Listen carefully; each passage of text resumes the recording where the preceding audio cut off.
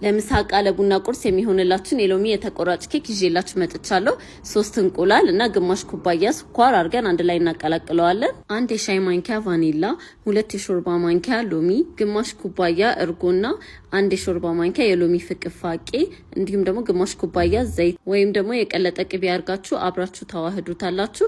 ከዛ በኋላ ደግሞ ደረቅ ግብአቶች ጨው፣ ዱቄት 1 ኩባያ ከግማሽና 2 የሻይ ማንኪያ ቤኪንግ ፓውደር ነው የተጠቀምኩት። ሁሌም ዱቄቱን ከቤኪንግ ፓውደሩ ጋር በደንብ ቀላቅለዋለሁ። ከዛ በኋላ የእንቁላል ውህዱ ላይ አድርገን አብረን አንድ ላይ እንቀላቅለዋለን። እኔ የተጠቀምኩት ፓትራ ይሄኛውን ፓትራ ነው። ይሄን ፓትራ የምትፈልጉ ከሆነ እኛ ጋር ታገኛላችሁ። እላዩ ላይ የማፈሰው ግሌዝ ደግሞ የተፈጨ ስኳርና የሎሚ ጭማቂ በትንሹ እያረኩበት ከዛ እያየሁት በምትፈልጉት ቅጥነት ላይ ሲሆን ኬካችሁ ላይ ታፈሱበታላችሁ። እኛ ጋር በጣም ብዙ አዳዲስ እቃዎች አስገብተናል። ይሄኛውን የፒዛ ፓትራ እንዲሁም ደግሞ ይሄኛው አነስ ያለች ሌላ የተቆራጭ ኬክ መስሪያ፣ ለሞሂቶ የፍሩት መጨፍለቂያና የበረዶ መስሪያ፣ እነዚህ ደግሞ የካፕ ኬክ እንደ ስኩፕ የምንጠቀምበት ወይም ደግሞ መመጠኛ ነው። ይሄኛው ለስኳርና ለተለያዩ የሻይ ቅመማ ቅመሞች መጠቀም ትችላላችሁ። ኦርደር ለማድረግ ባዩ ላይ ባለው ስልክ ቁጥር ይደውሉ።